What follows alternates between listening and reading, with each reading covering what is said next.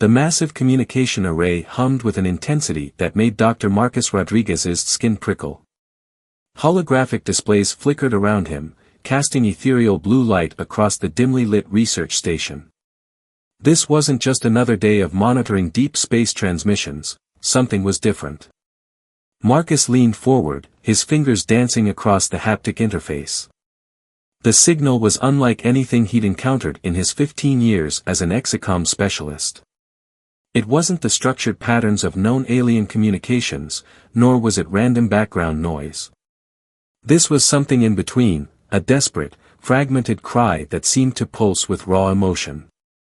Dr. Rodriguez called out Elena Kovacs, his senior research assistant. The signal's coherence is unprecedented. It's almost like, it's thinking. Marcus nodded, his mind racing. The Kepler Deep Space Research Station had intercepted countless signals over the years, but this was extraordinary. The transmission seemed to carry more than just information, it carried a sense of urgency, of impending doom. As he worked to stabilize the signal, fragments began to emerge.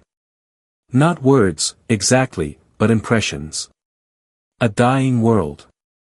A civilization on the brink. Desperation that transcended language itself. We need to report this, Elena suggested, her voice tinged with both excitement and apprehension. But Marcus hesitated. Bureaucratic channels moved slowly, and something told him time was of the essence. The transmission wasn't just a message, it was a plea. Hours turned into days. Marcus worked tirelessly, his team growing from 2 to a specialized task force of 12 researchers, linguists, and communication experts. They began to piece together a horrifying picture. The transmission originated from the Zarakuan system, a region of space previously thought to be uninhabited. The Zarakuan, a silicon-based life form fundamentally different from carbon-based life, were facing an extinction-level event. Their planet was dying, its core destabilizing in a process that would render the entire system uninhabitable within months. It's not just about survival, Marcus explained to the assembled research team. They're reaching out not just to be saved, but to understand why their civilization is collapsing. Dr. Ayesha Patel, a planetary geologist, studied the preliminary data. Their entire planetary ecosystem is essentially a massive, interconnected neural network. When one part fails, the entire system begins to break down. The implications were staggering. The Zarakuan weren't just a civilization, they were a living, thinking planetary organism. And they were dying. Most research teams would have submitted a report, filed it through proper channels, and waited for diplomatic protocols to grind into motion. But Marcus Rodriguez was different. Where others saw bureaucratic procedures, he saw lost time. Where others saw an impossible challenge, he saw an opportunity for humanity to prove its worth. We're going to help them, he declared, his voice steady and resolute. The room fell silent. Elena exchanged glances with the other researchers. They knew that look in Marcus's eyes, the same determination that had driven human exploration for centuries.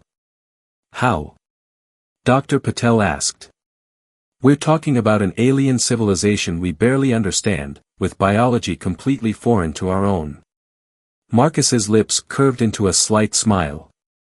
By doing what humans do best, adapting, innovating, and refusing to accept the impossible. The next 48 hours were a blur of activity. Marcus assembled a proposal that was equal parts scientific strategy and human audacity. They would develop a communication protocol that could bridge the vast biological and technological gaps between humans and the Zarakuan.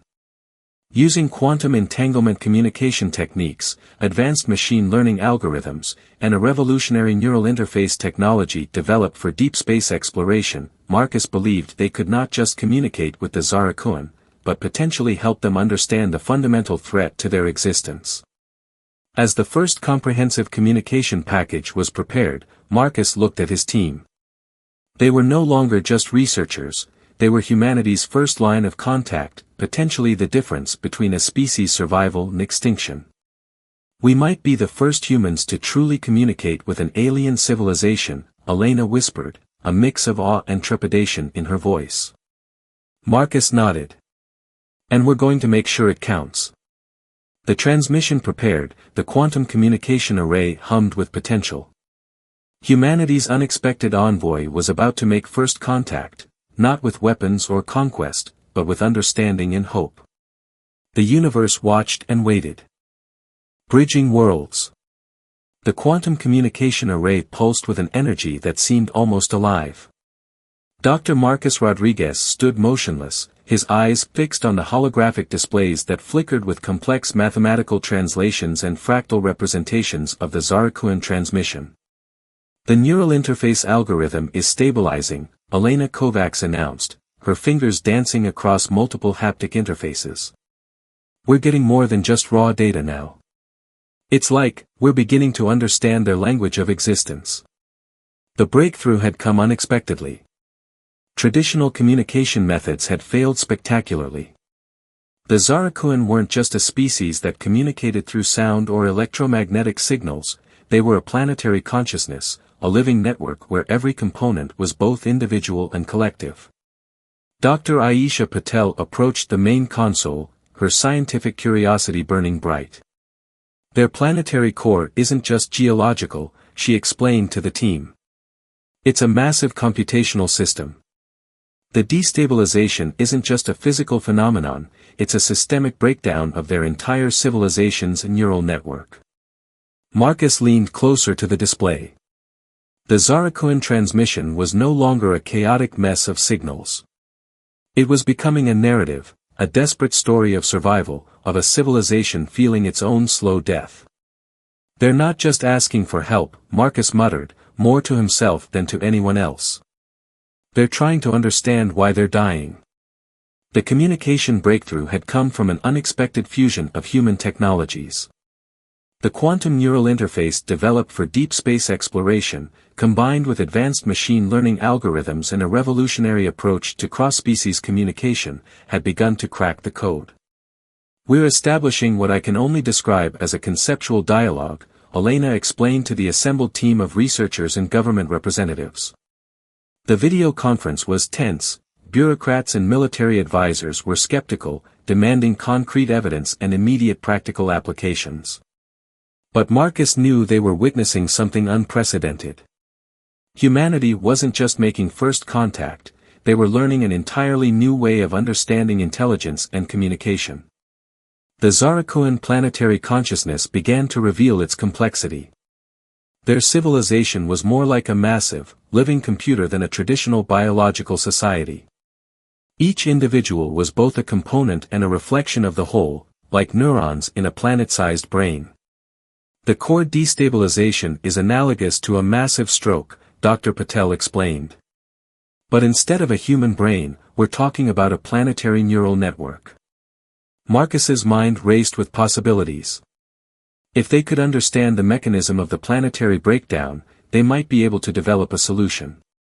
Not just a rescue, but a fundamental restoration of an entire civilization's existence.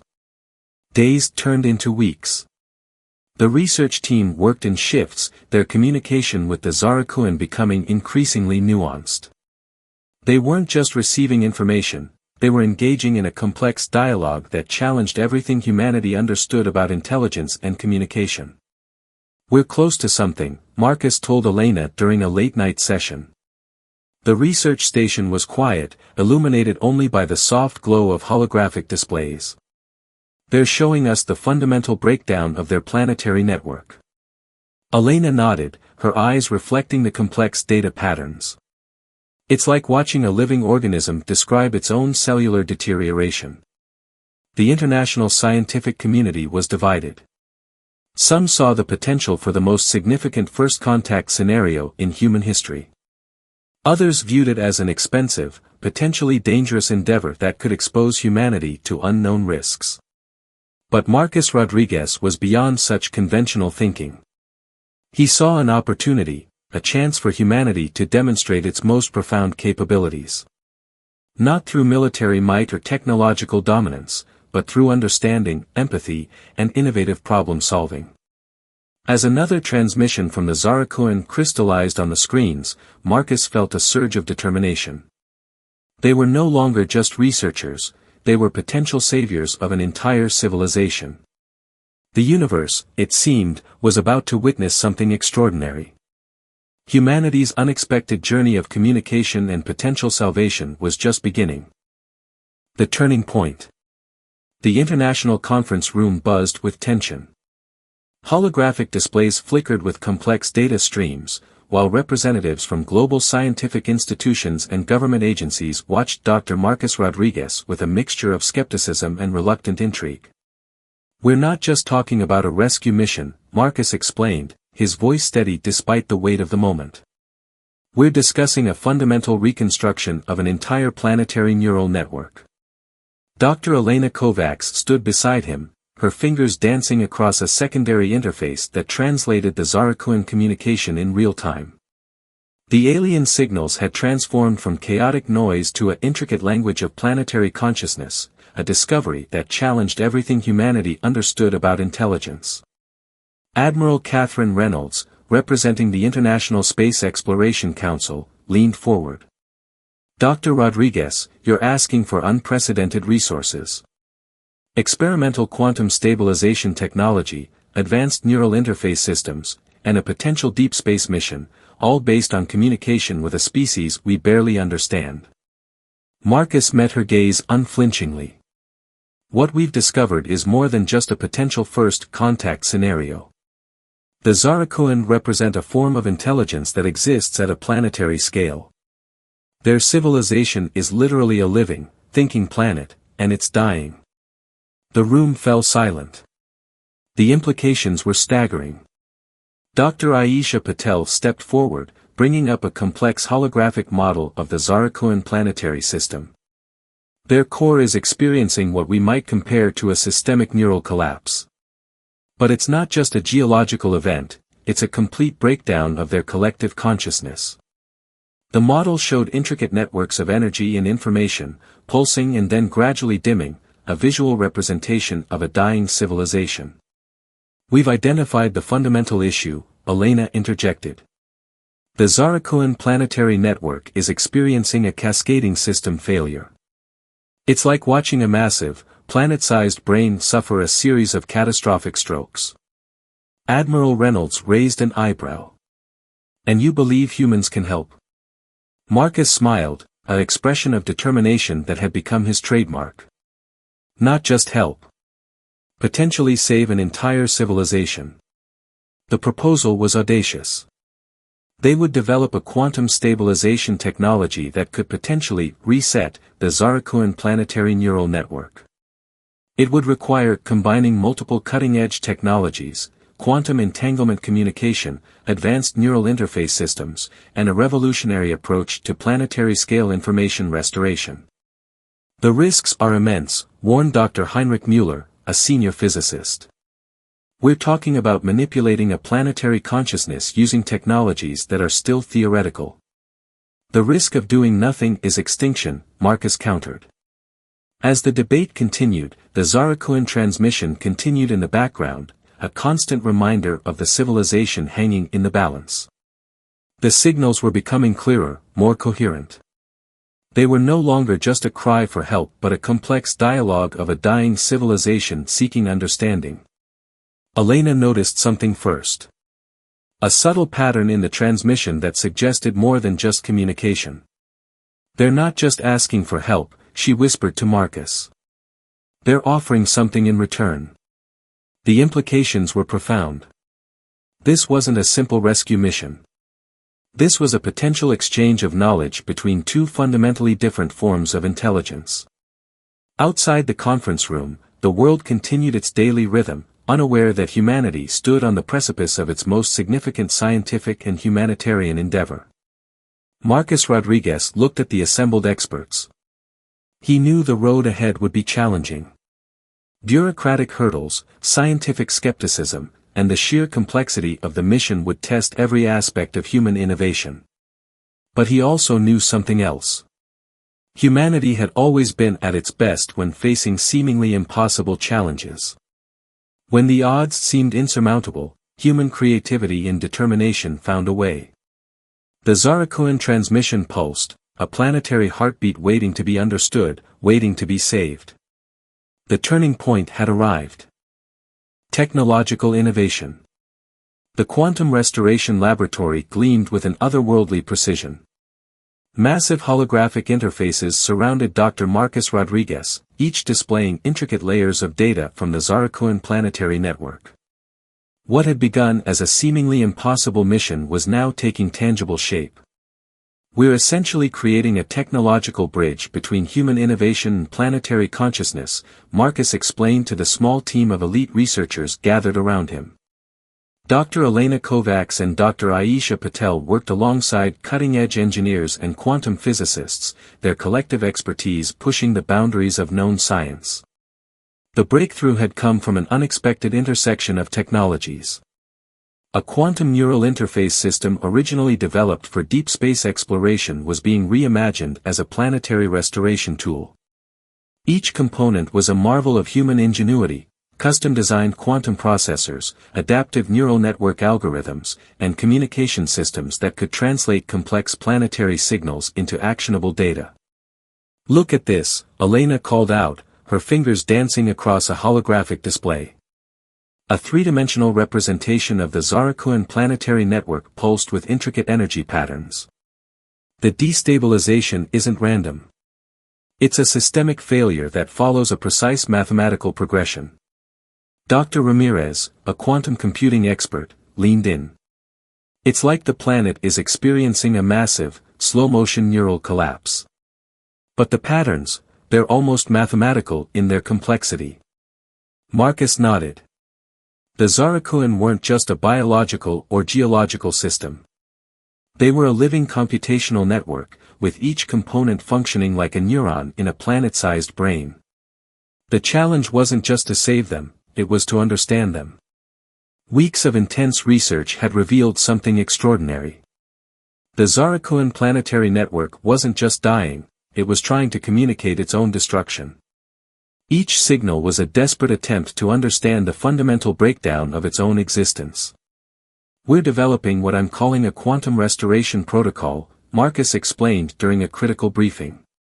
The assembled team, a mix of scientists, engineers, and government representatives, listened with a combination of skepticism and growing excitement. The protocol was revolutionary.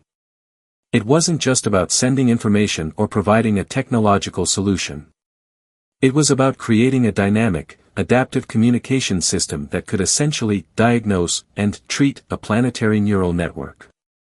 Dr. Aisha Patel brought up a complex holographic model. Traditional rescue missions assume a linear approach: identify a problem, apply a solution. But the Zarakuan are fundamentally different. Their entire existence is a complex, interconnected network.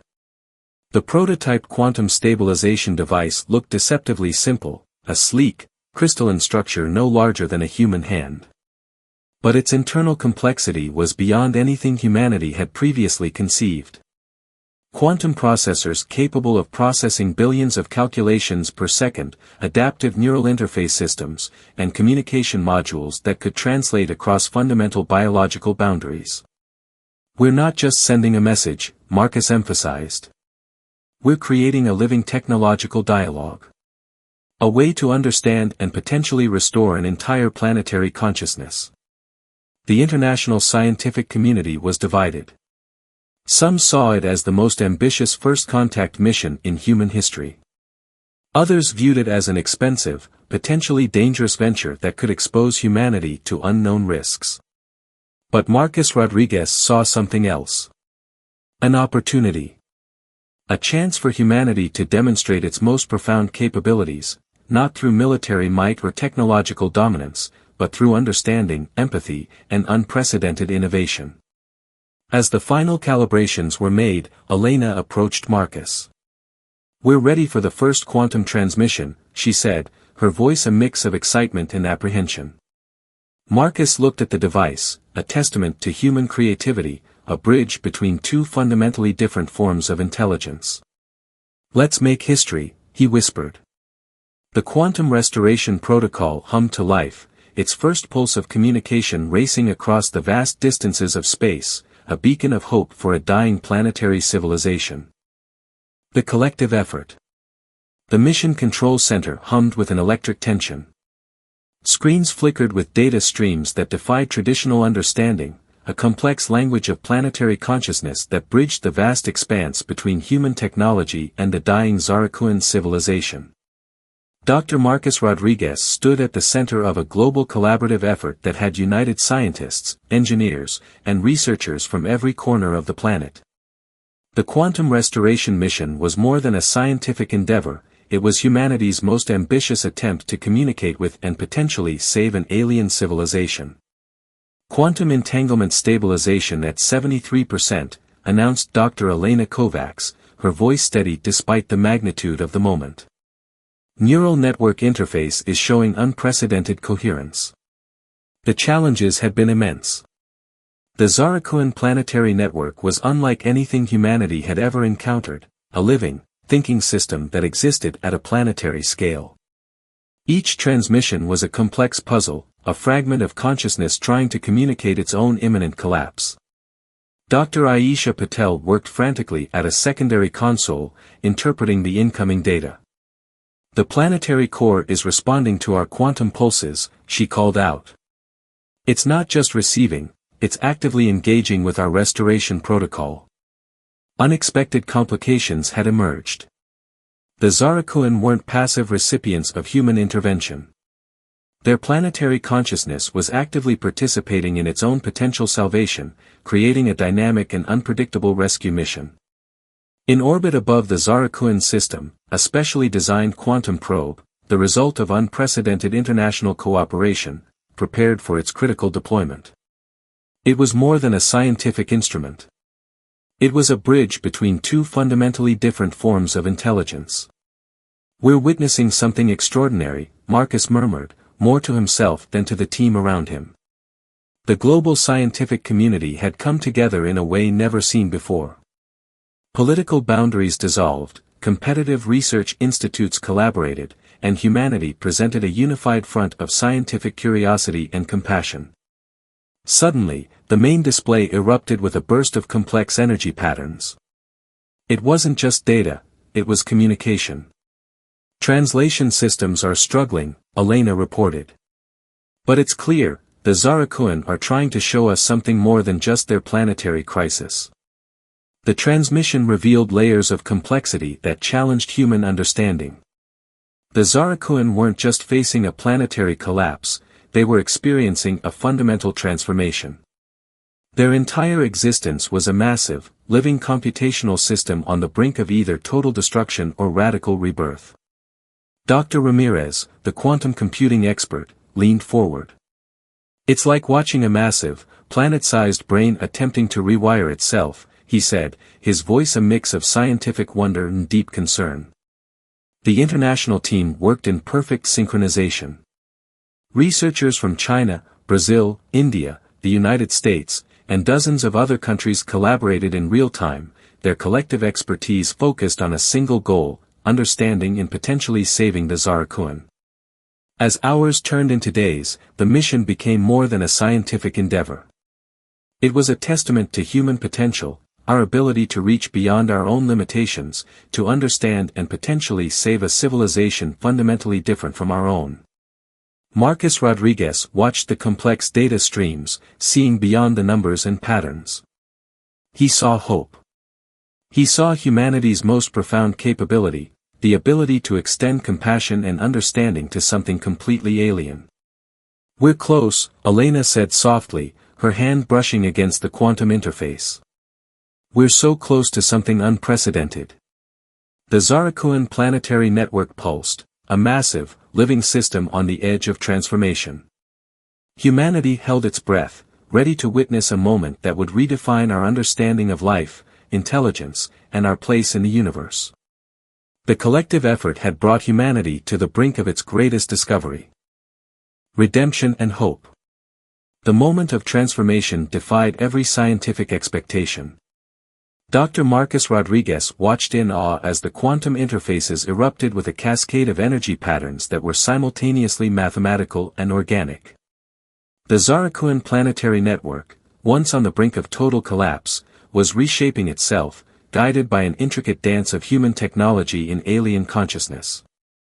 "We're not just observing a restoration," Dr. Elena Kovacs whispered, her voice trembling with scientific wonder.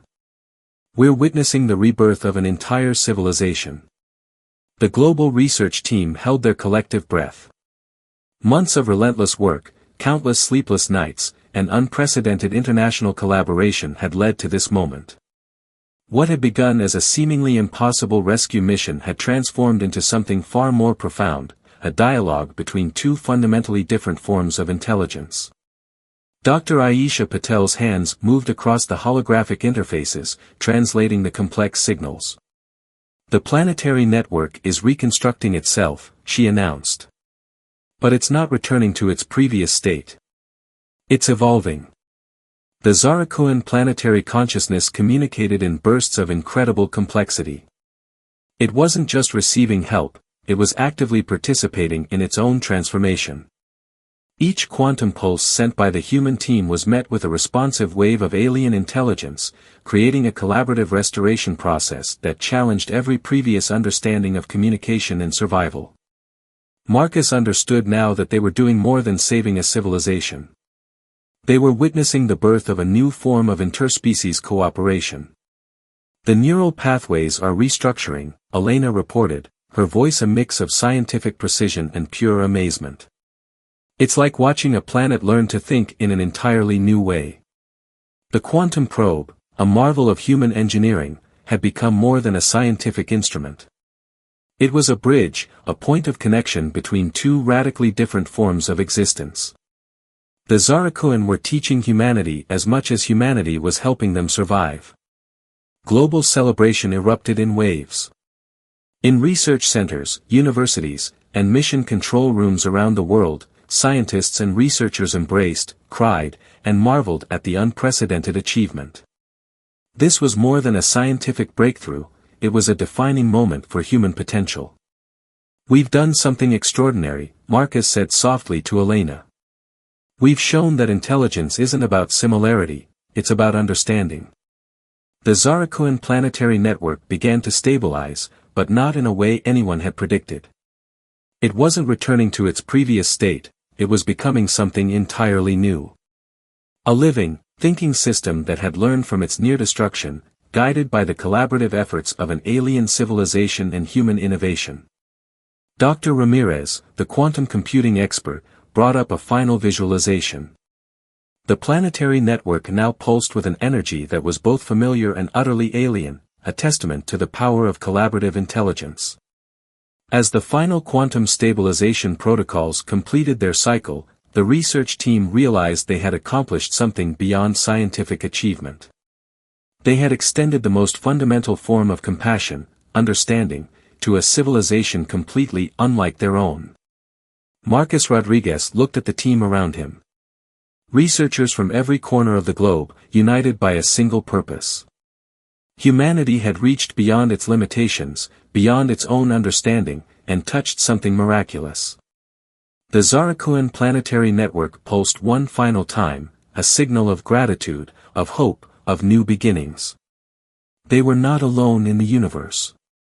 And they never had been.